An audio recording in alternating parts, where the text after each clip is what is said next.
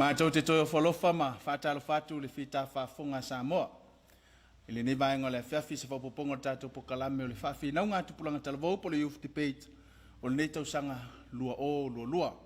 Ma lor wholau, ma lo fo i le tau atai, ia meso tātou po kalame whawau. Le whiawhi nei, ia le fo tātou toi se e mai le atu whangaloa. Ia ili whawhi nau ngā ale vaenga pulenga whangaloa. Ia i au talavou filifilia. O le whiawhi, mai mo mai tātou atunu o leo la tau sinio ai le au talavou a le whakasa lona masama mea. Ma le au talavou a le whakasa i masina. Tātou au talavou lau tongia lea, wha moe moe mo le nea whiawhi. Ai lea matalia tātou wha moe moe, fia toi whailo mo si le fia le atunu o le laulau a whamsino, fia tai tunga wale whamsino ino le nei wha moe moe, amata mailo i tūtau mtau, ia le nao lo o sao mai le sui o le Official Commission fa inga palota te mai tai a whaafetai wha o le tane pa o. Ia o le suionga tonu na lo so mai ai, ia se tasi o whaianga sinia, na o lo so mai ai le whionga ia mulipola mo se tua foe, ia o na soa nei lea ma le li pule le whakasa TV, le sunga ia le whaiwhau ia le fpule. Tātou lau lea whaamsino, lau tongia wale whaamsino ina o le nei whaamoe moe. Fifio foi whailoa tātou paanga, whai o na langolango ina le nei a whaamoe moe, a wale sao tupulanga talavou, pe ona ele company ele SAP, o le Official Commission fa inga palota, o le Samoa na Rental, ia whapea fwere soso ni mail mtanga luenga o soifo maloloina. Vaenga lo whatawa ina le suasusu o tina, whatasi ma le Grace Hair Salon. Na ia tātou paanga ngale leia, un whaino fo mail soso ani, mai mom whaafonga le atunu ile sao o tupulanga talavou. O le whawhi man tātou au tu, mo le silafia tātou o tunu o le au tu e whapea. O le whata mala o mātua, le afuanga o le whalolo o whanau. O le whata mala o mātua, le afuanga o le whalolo o whanau. Au talavou o le whakasa lona masama mea, o le awhinau mai, e lango le mtaupu.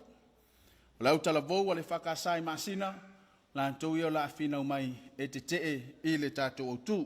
Toi whamanatu, tātou au talavou, o le longo mua, ia e whailo atuai toi tasilo minuti. Ai pa o lolongo lona lua o lona winga ia ua umalo taimi whaatulanga ina mo le silafia.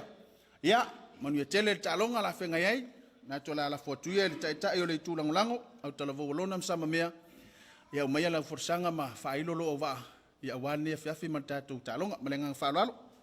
Lau sunga taina marwhaletua, a whionga i whamsino, sa mo whafufunga mai sa mo nei matunu e mau, talofa, wao taitai o le mātou waenga o tāwita tōrise, o le suilo na lua o asawa si osi Samoa, mo le mātou tamuli o sana le fulu Spencer Lilo Maiava, au tū. O le whatamala mātua, o le afuanga lea o le whalolo o whanau. Tolu ni manatu o mātou au mai e langolango ina ai, no mātou langolango ina o le au tū, mua. Mafuanga mua, o loo langolango ina le anganu le au tū. O loo langolango ina le anganu whasa mua le au tū. Lua, o lo langolango ina le malo le autu. Tolu, o lo langolango ina le tuspaia, male tala le lei. O whaivaro filima o mātua ele to tau siringia. Malino mana malama wa maya na mua se o mai nei o na po. Pe taia le fasile whapea. Wa mai le whatino ina lo tiute mātua. O le lei, po whatamala. Whainga o fie, po whainga tā. O tapasa ina, po alu po ngsa. O tū maangai whanua sa moe le tawhamtalaina, sa moe le tunu tofi. O umantosi lau ti, ma manu whatina tau sala, mai a whaentu mta manga tiutem tau tofi tau ave o sos tangata. Mua. Tula whono ma whainga whaavaya nuta itasi mo a inga, a e maise mātua. E tofu nuuma tula whono e pui ai, ma sila ai le nofo leo a inga ta itasi tono nu. E iai tula whano pasi ina le malo, patita inga le Village Whono Act 1990 to 2017. E wha marosi ai wha inga whai a lin whai pule tono nu. O lo una ia whai e lin whai pule tono nu mawhianga. A inga taitas, ina ia taula mua lau au ina le lei o whanau. E iai tula whono whasalanga Moses tangata na te solia ia tula whono, patita inga. Whamarusia whanau a onga ina ia o le a onga. Le ale megua iai nei ona po. Telo mātua o vau whanau e vainisa whanau iti. Tele o whanau matu pulanga lo whatau o loi mga hala mata whahala. Whamalosia whanau matangata matu ina iao le lotu, bale au ngasa. Lewa o tātou iloa msi le fia le nei taimi. Tasi le aso ta whau tu pulanga ma le whanau, o le aso sa. Wa le oi le lotu, whai oti ngā ulu, whai ingu na awa Samoa. Whatapula ofu mo tamaitai mahali. Tasi le wainga wa suinga i nei on po. Tele o mātua wakti ngā lava na waila e le talawhea ngai alo whanga ina le whanau. Ai le lava se upu leise a wai. Wa se se le wha mua. Wa vale tu lima la tati ute mātua. Wha sa ina o le whatauina sikaleti mai ngā pia i ta whaala. Tasi le whatai inga le anga alo whainiso mātua i whanau. O le tuli al tamai tite whatau sikaleti. O le tuli al tamai tite whatau le whangpia. A uor ngoi malele ngoi. E uai ngoi. Whamalosia o na whaaloalo, whawhetau siai, whawhea ngai ngā mesa tangata matua. Tasile mafua anga o le maaleia o nisi o alo ma whanau mtupulanga. O le lei lo le watapuia ma lau whainga luenga paia le atua. Whaimai o au na le atua o le ainga sa le vi o le ainga paia. A mesa tangata matua. O nei awa o ngā uma ma neitu la fono uma. O tau sila fia mo tātou iloa. O lo o whamalosia, ma o loo whatino ina ile taimi nei, inu mawhi o anga o Samoa. O lona winga, o i tātou teilo ai, o loo motu a lango ina le anga nuwha Samoa, le au tū, o le whata mala mātua, o mafu ai o na whalo lo whanau. Lua, o le tama le tangata whanga i upu matala, a le tama le manu e whanga i funga o la au. E afua fua e mātua le ola manuia o whanau, e whanga i upu le lei, whanga le tala le lei, e awa ina ia mio le lei, whaatonu msasa ina ia poto maata mai, ai ale manu, wau tau sila fia tu maanga le mea ola se tulou, e le awa ia, e tu fau, e ola tapisa, e le aisa mutaanga, mase ngataanga, e vase aia mionga ta tau o na whaalia, aole tangata, e mai e lona lai titi se ia pā ia ina matua, e le umalava, le awa inga matua, ia matuai, ia manatua, o i tau lava, o le whaia onga o le tama ma le teini.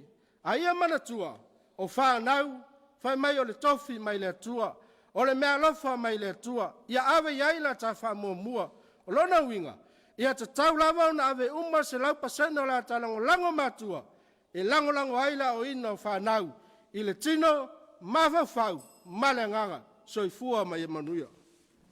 Alo le, tomoa i le, suia le, o talabulong lava, ia te kai o talabo masina. Mea lau forsanga ma whailolo o wha ne fiafi, mananga whailolo. O le ata se lua ai, e peo na e whalalanu le neia fiafi. Ai le whaia se manatu le winga le mtaha upu, e whailoa mua le matou au wa. Wa o tupua whanawhana, taita, o le tamaita ia tau pisi, ia mara matou sulimuli, ia o le sunga ia sentenawi. Ai o lea o wanga i tonu e tusa o le whinaunga e winga i lau tū lea ua mua i whola i mā mea. Whata mala o mātua ua fua ai le whalo lo tupulanga. Ai le i o la se manatu i le au tū. Sei mua ana o tali i le bele tā ua i le sunga i le taita. Le tā ua i tamaiti ia e whata uoloa i le tauranga. O le tātou au tū. Whata mala o mātua ua fua ai whalo lo tupulanga. O le tau tala ngoa i tupulanga telefou. Tau te leo tala noa i ralo rau ni dai tile i dan. O le au anga i tonu loa i le mataha upu. Whata mala o mātua. O le afuanga o le whalo lo tupulanga. Lona masam mea i le a whaina pia ua auto urua mai atea. Ai au te matua te e malosi. I le sao, i le iao, i le moni e le whamaoni, le manatu. Ua whaau i viinga le mātou whinaunga e mātou te e ai le mataupu, i vaenga i tolu, mua, tupulanga talawau malon whasino manga, lua, tupulanga talawau masuinga fau, tolu, tupulanga talawau malana i tau. Maolea au tau tala loa i manatu mua, tupulanga talawau malona whasino manga. O le tamaitai a tau pisi i le manatu luna lua tupulanga talavau masuinga fau, male ali o sene tinawi, ile manatu lontou, tupulanga talavau, ma ia tau. Tupulanga talavau, malona fasino manga, boa mua, o lau filifilinga. E te olo ile matua o se fulu fitu tau sanga. Ua ta ua oe o tupulanga talavau. O lona winga ua e o ile matua, ua mawhai ona e vaaya ma puipuia i stangata. Ua e o ile matua ua iai le tau talufau, o le ata mai, ma le mahalosi, o tupulanga talavau. Ua e iai tonu ile matua, ua e loa ma malama le lei, ile mele lei ma le mele anga, ile mea o ngā ma le mele au ngā, ile mea inusia ma le mea whaalumaina, ile mea le lei ma le mea matanga, luma matua, lunga malalo, tua malalo, mautafane. O lona winga, e loa ona whai o lau filifilinga, ile mea e te tau ona whai, ma le mea te tau ona le whaia. Ma e ta ofile neitu, o le tasi le afuanga o le pongai, o le ola whalo o lo tupulanga, ai leo whatamanga o mātua. O le nananga ina o lo tātou ola tupua e, o le nafa tausi lava lea na yo tātou mātua, na yo tātou mātua, e mai lava i le pepe mea, se ia o lava e. Ina ia tātou loa le winga o lo tātou ola, i to tonu o le si o manga o lo tātou ola e ai. A wale o langa i fofoa e i to tonu le a inga. O i e a fua mai aile fese o ta inga. Ma le awa o ina mai le falo le whaifi au. Ma le li o fa e kālesia. O le fese o ta inga lama lea i to tonu le nu. A mata mai le falo matai. O loa inga e o i le falo matai ma le si o manga fale nu. I tū maanga nu maanga i whanua. Ai lea ve se ai, lo si o manga fale a onga, ai mai se o whainga luenga.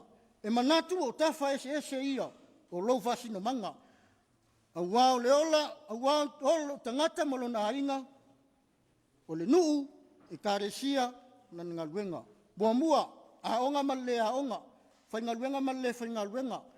E leo talevau uma, e a onga, e iai lava a onga, e iai lava talevau, na onga mai umanuia tau mwhai. E iai fo i lātou na onga, ia onga whaavai. A onga le whaiwhiau, whalo matai. O le winga o le manatu. E le o le a onga po le le a onga le whapongai o le afuanga o le whalolo. A wā o le alale nā o lo tau whi nau mai ai. Matua ina ai mātua. Uso, i le ai se. Le anga o te whai atu ia te oi. E te maona i le maua le poto. Maua le whailonga, maua le unga luenga lei. E te maona i le fo i le wata mai whawhai whaiva. Whai mea tau lima, pe a whai au ala fo. O le vai taule nei, wa iai ngā luenga mo e malosia o ina. Ai sili fo i ona whaulai masoloi ngā luenga, mo tau e vai la o ina. Whaftai. Whaftai te itai o le tu te, ya, mo le forsanga matango fia se atuia, lona masa samea, au tau sui lona lua mo la forsanga, mananga whalalo. E tu mau pēa lo mātu taofi. Ila mātou lango ina le au tu. Mafuanga lua. O lo lango ina, ele malo le au tu. O lo lango ina, ele malo le au tu. Ua iai tu la fono le malo. O lo pui ama wha marusia ai mātua.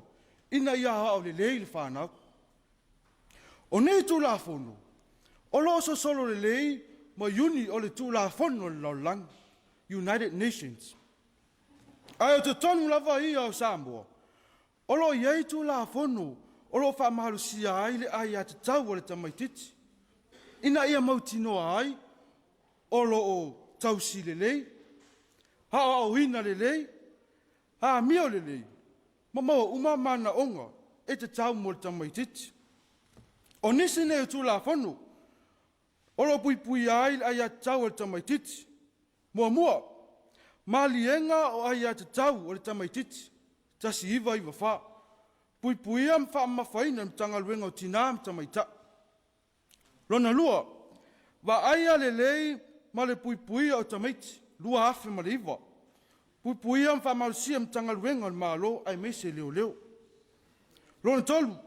Tu la fono mo a onga. Lua afe ma le iwa. whamalsia mtanga luenga o onga. Ia ave tamaiti a onga I mātua. Rona wha, soli ngā tū la whono, lua awhe sumatolu. Whamalsia mtanga luenga o leo leo. Male rona lima, tū la whono e pui pui ai pepe ma tamaiti la iti. Whamalsia mtanga luenga o leo leo a mese whamasinonga. Whamamonga soli ngā tū la whono ma mtanga luenga o leo leo. E ao pea o na silafia, el mamalu. Ua sa sao whaafi soli ngā tū la whono I tonu si o tātou atunu. Le ula mauiana, tale pe whale malinga oi. Whala au whasa aina, ai mese le sawa aina o tina am tamaita. Olo si tia pea le mau soli ngā tū la whono, I le nei vai tau. O whamau maunga mai le mtanga luenga o leo leo. Olo wha tupula ia pea le umia whala au whasa aina. Si tia a fianga al whanau. Si tia nu mea tamaiti ua le toia onga. Si tia le ngoi whao mea maa le whaleanga mea. E iai le porkalami, o le no foialo Samoa I le TV2. Olo wha pea o na whaasau I afi uma. I news afi yanga le tupulanga talavou. O le taofi, ua whatamala mātua. Ua le whaia le ao inga e te tau o na whai. Na mātou sa ilia se sosoani I le ofisa po le mtanga luenga o leo leo. Ma mau aini nu mera o lo tūsia atu I le kalafi I le pito I tua. O whamau maunga I to a tele I tangata o lo umia whala au whasaina. Lo whionga le whamasinu, nā wau to I luma le kalafi. Ma le kalafi mua. O lo tu ina atu le whamau maunga o soli ngā tū la whonu. Le umia mauiana I tonu Samoa, mai le luafe suma lua si pa ia luafe suma fitu. Ma le kalafi lona lua. O lo atangia ai nu mera. Ua si I lunga le soli ngā tū la whonu, whala au whasaina. Ma le luafe suma lua si pa ia luafe suma fitu. O le taofi. Ma ua mātou whamautu ina atili ai, le mātou langolango ina lautu. O mātua le mafuaanga, whaluolo ai tupulanga po le whanau. Whaftai mo lewa noa. Lo whaftai, saua mo le forsanga matanga o fia, ia se atuia tamaita o taupis. O lau forsanga, lenga whalalo. Whaftai mo lewa noa. Manate lua, tupulanga talavou, masuinga fau. Ua le whainga o fia nei aso pe a whatustusa I aso o mawai. O aso le mativa o le mawalalo tama a inga lau tele o latinu. O aso le uti o whasoa, a wasa ati na e lawe o a inga no uma e kalesia. A o le tua sili ai, e le iai pe le matua I alia e ini sulanga whalo lo tupulanga pe o na finau ina mai. A wala nei aso, mua teknolosi. O le teknolosi o lata mai fole o mawhai o na whaatino ai, ngā luenga mana o ngō tangati se awala whaingo fia mawawe. I keipo ma stela lai se malolosi, ua tātou iai nei se lalolangi sawa ma tele wawe. O mea e tupi so se mea o lalolangi. Ua mawhai o na tātou I loo mawai e se taimi wawe, po le taimi lava le na o lo tupu ai. O fesota inga I telefoni. Tā ua se tasi lunga o le upenga te whailangi la sa sfulma fito te se malua o tasi fito whaapea. E ui le sawa ma tele wawe o teknolosi. Ua atili whatuputupula ia I ma le sawa ma le whamawhatupulanga I lunga o ia devices. Ma ua atuai ina le whaia, ma whatau nu ina me tau o na tatou whaia. O la sa tolus fulo te se malua o tas fitu. O lo ta ua e Samoa observa I le tu lau o le leo tangata. O lo ta ua e se tasio sui, le matua te leo la fianga o telefoni tupulanga. I le tu langa o le whatuputupu ina o leo la mana o nao, ma leo la tu ina nau. Ona o le tō tina o la tō langona, ma le tau whamali e ona o la tō tina ngaunga. Aua whamailo na langona, o le taimi o le talavou, o le taimi au pita sili lea ona mawonunga ailo na tina nau, ma le maana ona o I mea uma, fia iloa mea uma, ma fia o I mea uma. E ui lava I le mawalunga o le tā ua, ma le au ngā o le telefoni ma ona fisata inga wha ona pōnei. Pei tai e sili atua le te leo na awhia inga I whanau, ai mai se tupulanga talavou. E pei ona sa ua se tasi ofisiology lau I loi Amerika so a whaia Moody Anan. I lunga o penga ta whailangi le asa tolus fulo te sema, lua o tasi iwa. ilana articles ila effects of technology on mental health, po le afianga o mafawfau i teknolosi, e whaapea. O lo tātou lalangi o lo iai nei, e whaatuputupu la ia pea le whanga ino teknolosi a sa umalava. Ua matua awhia itu ese, mawala ese o lo tātou o lo tino, mafawfau ma le anganga. Awa le maalosi o le whanga ina tupulanga o teknolosi, ua te le wawe atili e mal sao o fisota inga I mea whawhia, ua whaingo whia I ona I loa whamatalanga o mea ese, ma o taina taitai ese ina mai e tupulanga I mea tāua, ma mea o ngai tau ona iai.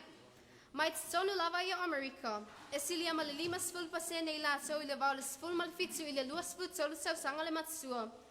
I lātou ua awhia ma whawhau I aunga whaingatā, mani aunga e matua whaumi o nā awhia ai. A fitus 5% o I lātou e 2 anga I lunga tau sanga, e sili atu ona matua awhia. Ioi, awala ne I whamai o ua whatamala mātua. Ai loa lei, ua tātou iai se laulangi fisota I whaingo whia I mea whatekonolosi.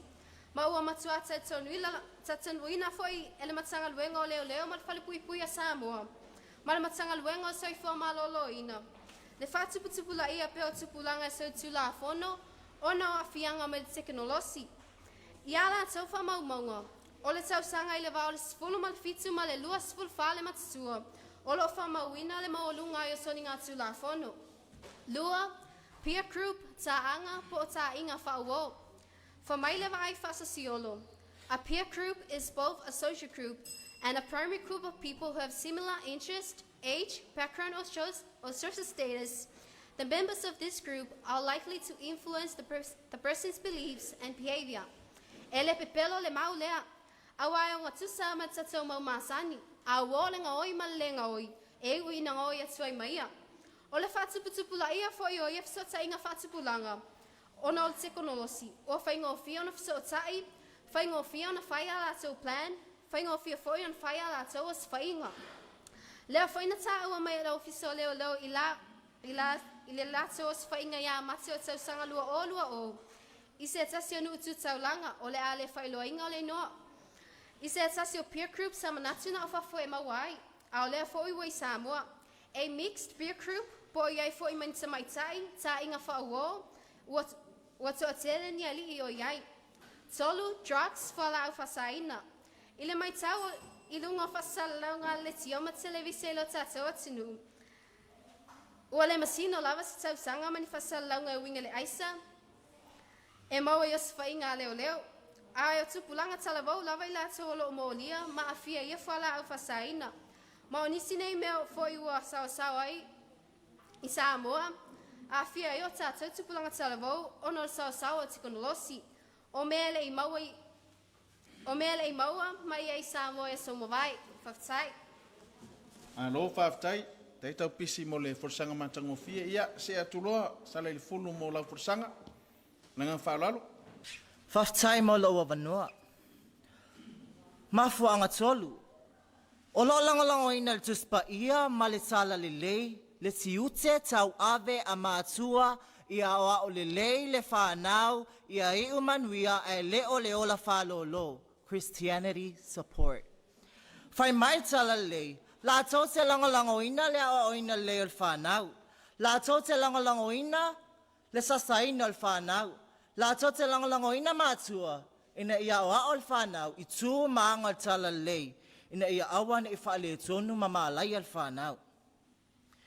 A whaale tonu la o ngā mātua, e uvale le whanau, se fulu li mamawa tuspa ia o langolangoina le au tū.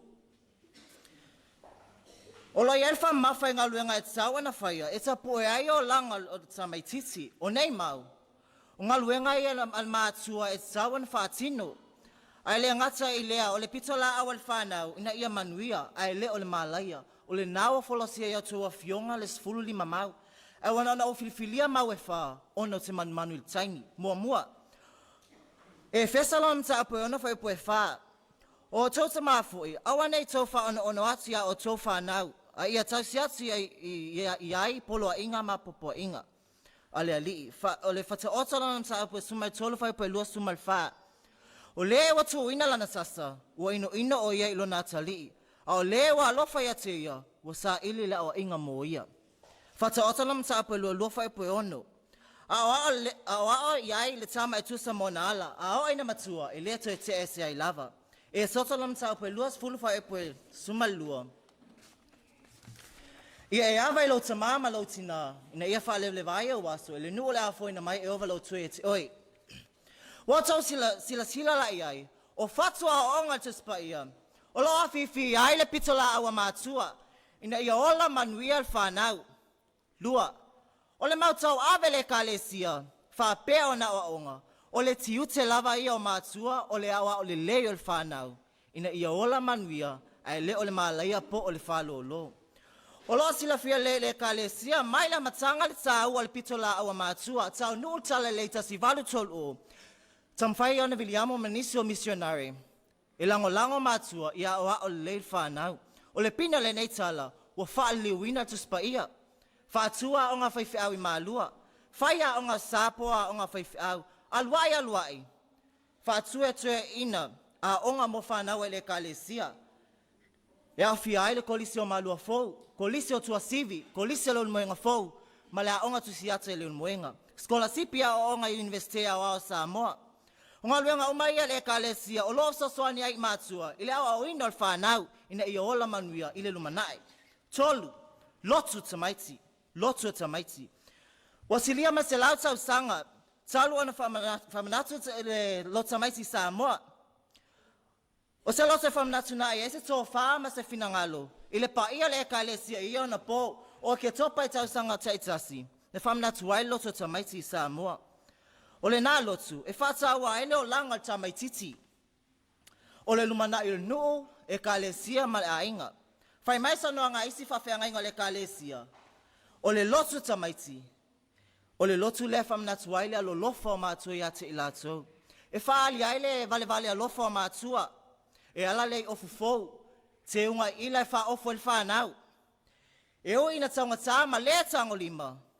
E tama whai lava e mamoli le wheau le whanau. O au o mātua whanau. E whai o tuai se manato le ne sui e whapea. O le tala le lava ia. O lo lango ina lau tu. O le whata mala o mātua. O ala ai o no la whalo lo le whanau. I le lumanai. Whaftai. Malo, whaftai. Teisa la fulu mo le forsanga mantango fia ia se atuia centenary. Mo lau forsanga. Malengang whalalo. Whaftai mo lau avanoa. Manatu e tolu. Tupulanga tala vou, malana ai atau. O le mtau pitonu lava le nei o fitena e tu manga nu fa Samoa. Ma le tele o whawhita oli o tula I mai nei ona po. O no tula fono o lo tawiningi ai lalulan. Ai mise lava I whaatemu karas. O lo au mai ele anganga le ia atau o whanau. Tupulanga tala vou, matangata taitu atas. Individualistics. Ai ua whatuatua na ai lea te lengo o tangata uma. Communalism. A fua iai. Ua matua mo lungar sila ale tula fono I le sao. Pole ai ati tau a tangata e au fia ai ma tupulanga talavou. O le tasi le neo suinga fou ua matua telero na fianga I tupulanga. Ua whaasolo ina malepe I le vata puia o mātua mwhanau. O le upumoni. Ua talepe le ai ati tau le so tanga. Mautu a mātua mwhanau, e pei o le vāwhea loa. O le tele o suinga tele vāwe o nei asu. Ua vea lea ma whamua mua a talavou. Ma ua whai lea ma pongai ua whalo na lua ai mātua. Ai whamua mua le mea o loi ai ia I le talavou. O le mea ua mautinoa.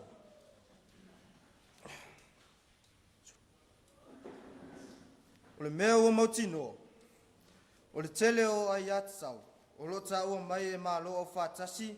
Ma le tele o isi whala potonga o te tonu. O lo maua ne a wanoa ta ua I te tonu o sauwha inga a lo ta toa tunu. A le maua I te tonu o sauwha inga a li imwhai pule. E maua I te tonu o sauwha inga e kalesia. Tai peo le mawhtanga whala au tala vau ma le a onga sa. A le o lea fu. O le tele.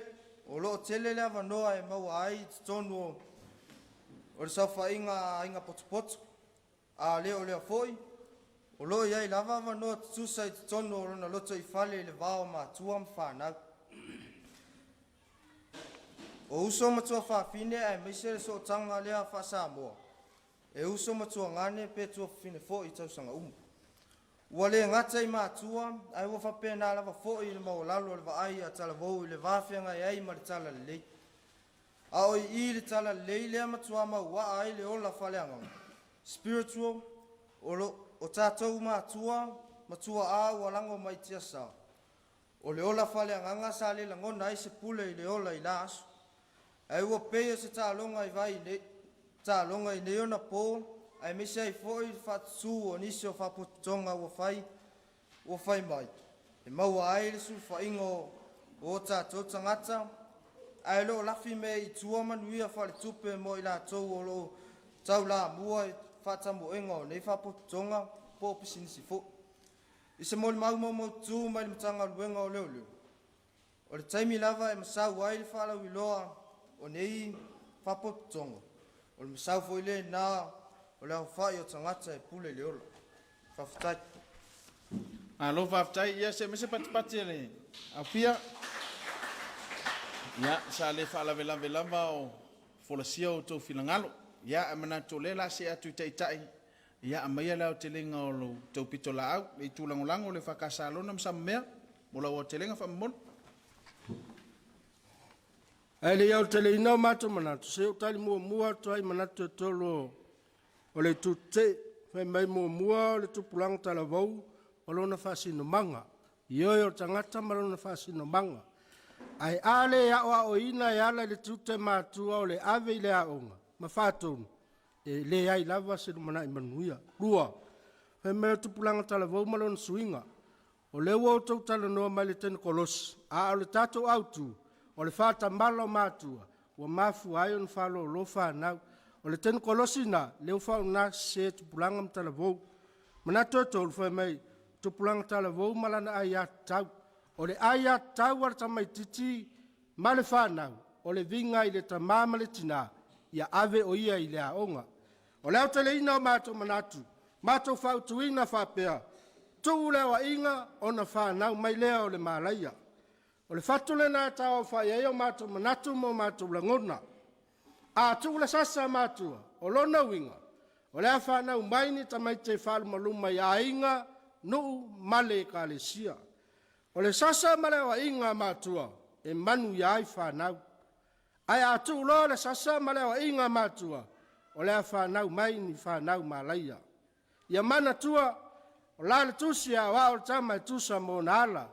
Ao ina matua ele to te se ai lava. Ia mana tua le fata oto le lulu saitu.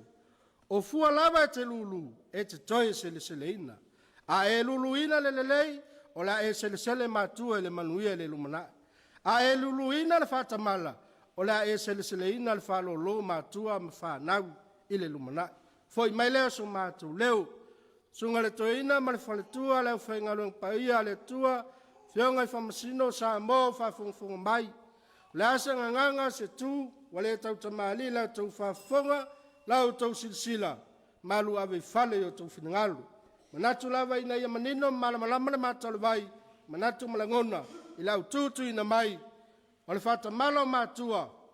Mafu ai o no whalo lo whanau. Ioi, sa o oe sa mea malona. Tai. Ia, masi patipati, lea wa, whai maitam whainga. O talavo lona samea. Ia se atuia tupo fanfana. Ia au tele meia manatu ala tu pitola. Ia au tele meia manatu ala tu pitola au. Ia mfa mai lo tu forsang menanga falalo. Ele I au tele ngau mātou manatu. He utoi tari atua ele sunga teita. O lena whapea le sunga teita. Ale au ina talavou. E ola whalo lo. Se ola whalo lo le whaima umanga. Se ola whalo lo le whai ole.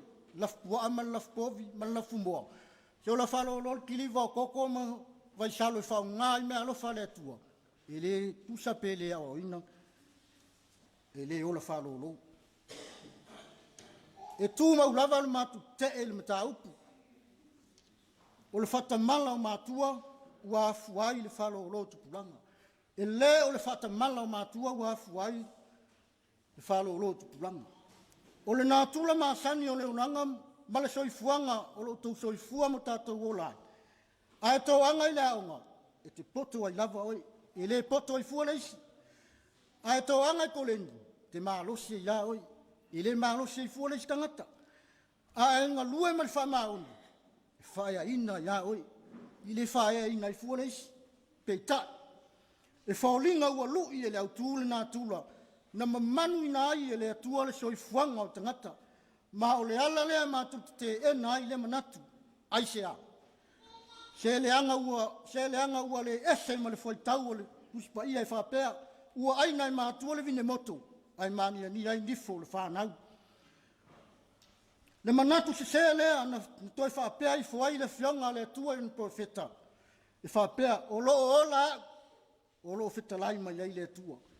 E le whaia lewa e o tau le na whaatusa i sawa elu, o le a whaatusa. O le aina i mātua o vine moto, ai mangi ngi ai fua ni fo whanau. E le ai vine moto. A o le wha sa onga la e le atua o manatu seo i sawa elu. E whapea, o le amio tonu, a lewa amio tonu, e i ona lunga lea. O le amio leanga, a lewa amio leanga, e i ona lunga lea. O lona uinga se manatu, e le ai lava ma se avanoa e tua ina i fua matua, a wala pe a whai e tauwi o le tauwi o, po le taunu unga o le whata malo matua ua whalolo ai tupulanga. Ai se ala ua pa ua i fua le whalolo i rungo matua. Ai se ala ua whalolo i fua whanau. O le ala leo le matua te ena o le nei manatu. Tangai fo ia Yesu, so i fuanga matango fio Yesu. Ti ngā le poto ma le tamai, ma malu, aia, e le whawhia poto ai o na matua. Sa vali pea i ala na o ina ai, ma le whingalo na tamaa, i manuia ni, i naunga. Malo waftai SMS pat-pati o leo wa whamai mai le forsanga masina.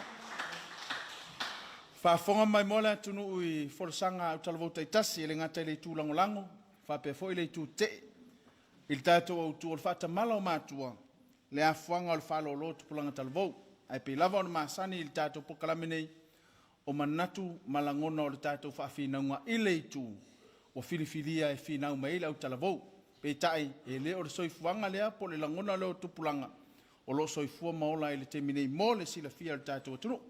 Salo le la se atu lau whamsino, ia amaia sa autou whautuanga, ia e toi mati e foi, e a whai e toi au sia, e lau talavou walona msama mea ma lau talavou masina, le isi la sanga o le tātou tamusanga melenganga whaalalo, lau whamsino. I au talavou na lua, o te whaftai foi wae leo fōlinga mai, o le tua leo te whautua iau, o le whaatinoina leo o le debate, leo tele ai nau sta ia whaftai, le voice projection po leo na ina mai o le leo e ki liva mai ai petu ina mai irife au whaftai. O whai ngofia foi le ainga whamasino ma le audience, le mai moa atu. O na malama i le whiau ono le whengau ia ina o lo si ufonga. Po le intonation le mateno whetso ai. O lo si ufonga, sau whaftai tele lava i au umailua. Whai tetele tato whaaleonga o upu. Pronunciation. O leo te lo le whaaleonga le upu leo le ai ata tau. Alanga leo o whaalua ena tau mai o le ai ata tau. E le isa koma li liu lumo le a e mawhaiona e whaamaatia le taunga o le upu o le ai ata tau. E le o se ai ata tau whaamon mole. So be careful tato pronunciation. Ia o le masina lau speaker number 3. Mana iau manatu. Ai nai te la unga o i luma lava o lopu i manawa tu lo i lunga o laupu la. Le mana ia lo o le camera lea. Ai le fia sila mai ia mātou whamasino. Nai o tilo le camera. E whainga tāna i lo le vanga la lai te leo. Lona winga tau mai nai te fefe. Stage fright. Ai alo na fefe. O nai le i lava tā pena foi. Iu te langona i te aonga i te pisi. Ai te langona i nā tune i urutala. A whaitau te sao mai i le quarterfinals. Whaamon mo le whaongana i whautuanga ia. A whai oile la tāpena ina. Tāpena tulua tai au. E o ai le aso le a tu ina mai lau whawhina unga. Ai wa e toa confident. Ia o le a whain. O sa u fautuanga la i titili na. Ai wha maa lo whawhtai. Leo te fia. O na u fautuanga na avatu taluai. Ai le wa mai. Wa iei le improvement. E le whapetani fo le whapea. There is always room for improvement. La ia le potum whai o na. Alu iluma ma whaalea. Ia whawhtai manuia. I pe a whai to tau whangatu. Let's start around. Tai le tātou au talavou o tamua nei. Le vaenga o le tātou whawhinaunga. Whawhtai mō tāpenanga. O whiawhia lava au le tele o le suesuenga. O whaia. A tonu fo iwa tau sila fia le tā ua o le o le suesue. E le ngata e te le ime te sila fia. Ia o whaaleo mai ia me o lo a fia i tātou sisu manga mal nei vai tau. Ia le hua matana e whauinga ina mea ma matana whailau whaiunga. Wai o tūlanga nā ua i tātou ne vai tau. O le ulu tala e pe e whaatonga whiti ronga whainga. Pea hape le maua mai e le tū te te. E pe e tau a mata mai ai le lai titi au le whalo o lolai o le ina ua matua, ina ua tala vau. E wholinga mai o le ulu tala e tau wha sino na i o. Au le whaatinonga le ulu tala, e amata mai a le tapu e ina o le tangata, se i o ina matua ua whārolo, pe o le tonga whitina o le ulu tala. Ia ua whaasolo a le tātou whawhinaunga. O leo te tau tilo i le ulu tala, po o le whanau, po o le tupulanga tala vau, po o le tupulanga. O nai upuna, ia o tonu o le mea o manai ai. E a inga uma upu ia e tolu. Ia e pea le tātou ulu tala o le whārolo tupulanga. E leo whanau, e leo tupulanga tala vau. Wai mwhai ona whise i tai e whinaunga. Ia ona o le urutala. Ia e o le whinaunga lava ia. Ia whamalo lava mo le whinaunga. Tau tilo i le tele o tū la whono le na uina mai nei le tātou whinaunga. Te langona o ni vaenga e tāua fo i le nei vai tau ma le tūlanga o tātou iai. Na tau e tātou whinaunga le ia te tau o tupulanga tala vau ma ta maiti ma whanau. Ai no u whalongolongo pe ma whai o na whawhiso o tai mai le mafuanga wale ina whalolo i tātou urutala. Whawhiso o tai inga o nai tūlafono nai tū ato le malo. Whawhiso o tai mai le tātou urutala ano manatu le koe ngā tūlanga fo i le e peiwa wa vau ia i mātua mai le whaatonunga le whai mai le tūlanga o lango o le sasa ma le awa inga le whai mai le tuspa ia. Whai mai tūlafona le malo, au nei toi whasia whanau, whai mai le tuspa ia. Ia, e te tau le sasa i le whanau, o le awa inga, o whetena inga o melua. Tonu o se whawhiso o ta inga whapena, no tau tulia ma whai ona, malo si le whinaunga ma e wale o tau tūlafono. Ia, o le sifui vaenga e tau i eilo o mawhauwhau. Tūlafono o le ofisa wa onga le nta ua, a venga o tamaiti le onga. Ma nei foi pena o le taimi a matai le onga ma le taimi umai le onga. Wa le umai le onga wa le sea onga whaiwhia o le whaiwhia. A toi tai tua le mawhauwhau. E peo lau whainga luenga. Sa tau la mua e a foi. E tapu e whanau i le mele a laina whapea so ia. O le sa wai o lau whainga luenga. Ai ona o le tūlanga na. Lona winga o sau tūlafono. Sa alfa o lima. Sui le taimi o le onga. Wa iei vaenga wa misi ona o le tapenanga whanau. Ina ia awana i whalolo i tua atua vaenga whapena. Whewhen matua sasa wa e awe tu la fono. Ia marisi vaenga whapena pe ona ta ua. Ai o nai vaenga na. Whafso ta ia ima tau ola i titil tātou whinaunga le fiafia whaftai te lea mo tāpenanga. Tātou au talavou. Whaftai sunga i whawhenga inga mai lātou sālango lango. Whaftai le tele o sia ua. Whai ona whaeloina le fiafil tātou whawhinaunga. E ala i tātou au tū manuia le sila asanga o tātou whawhinaunga. Malu ati atalabonga lua lona masamamea e whape foi masina malo mo tapenanga ngā te leo tumu natu whaalia nei vaenga la fiafi ial naua au watu ia ninai sosoaninga mai iso whamasino te loele au ese aile langona haftai ona ua amana ia commentia sa au watu le sifo i tātou tālonga lea ua te le lava le improvements lea ua vaai atu le nei afiafi ai o te lole round tāua le nei ona le so o matatou quarterfinals lona winga a whaapea tātou te laasia le si vaenga o le tātou debates e tāua lava la ono tātou take notes ma ia manatua ma a whaapea toi sawa tua vaenga umana e titiloa ina ia le le lau tau whinaunga i le quarterfinal au nei vaenga ia whamole nal toi whapipia tua i usua whamasino pe ona sauno atu ia mulipola le tulanga fo ile le whenga wia ingolo leo susu ia ingolo leo a mai ele whiau however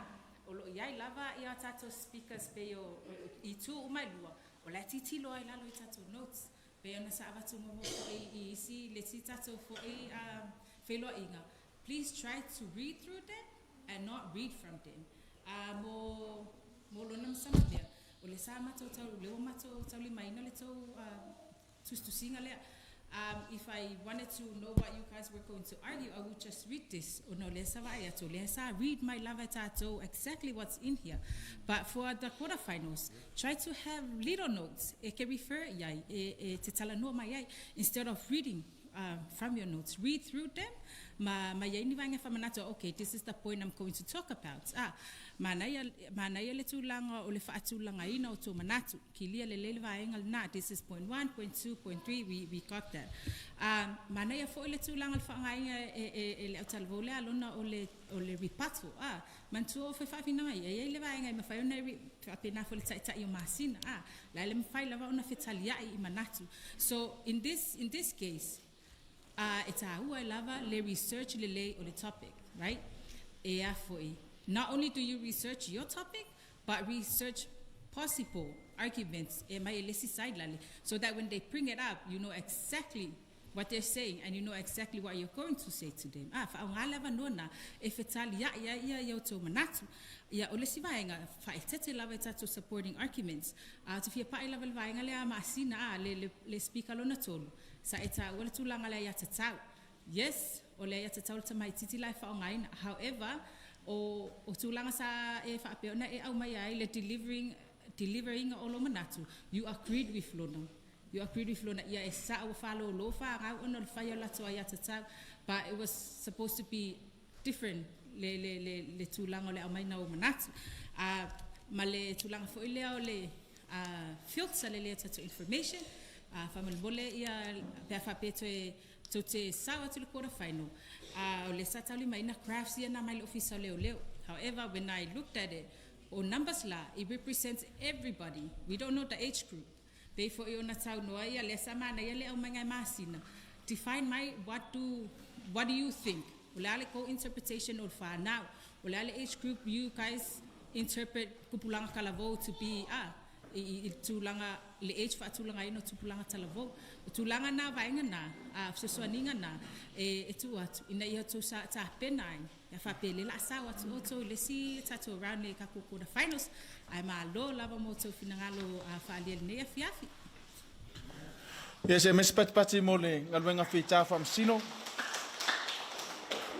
Fa le lenga fa ftai tele lava ile laulawa Faamisino fa ftai ngalwenga fita.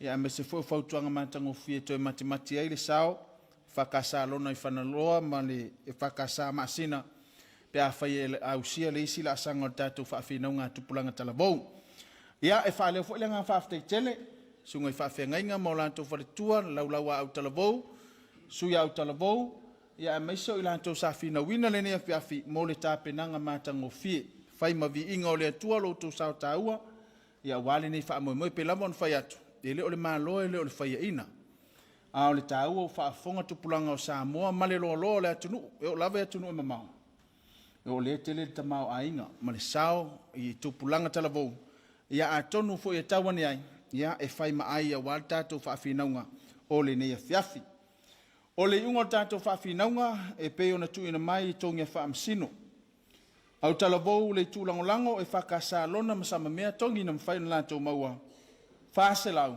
lua se fulu male tolu fa lua tolu o le tu te o lau talavou a masina tongi na mawhai o na lātou maua fa se lau male iwa fa o iwa ya le mata watu ya manu malo lau talavou le whakasa lona msama mea la mon fai atu mātango whielo tō sao tā ua ma le whaafinanga ai meso le tāpenanga le ne whiafi.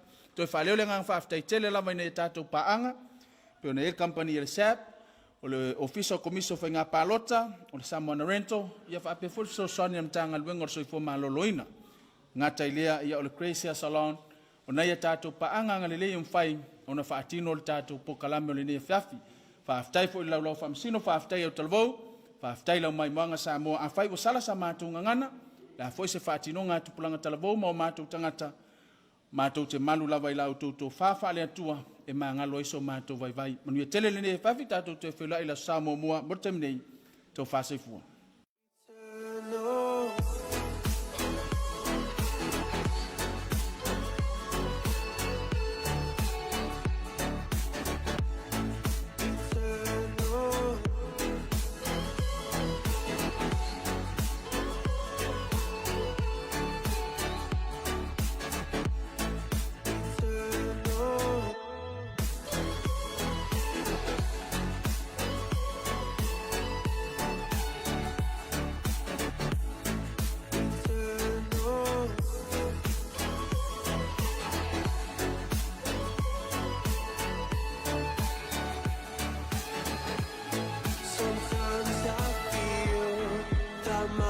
Run out when things don't go to plan. I kinda lose my mind.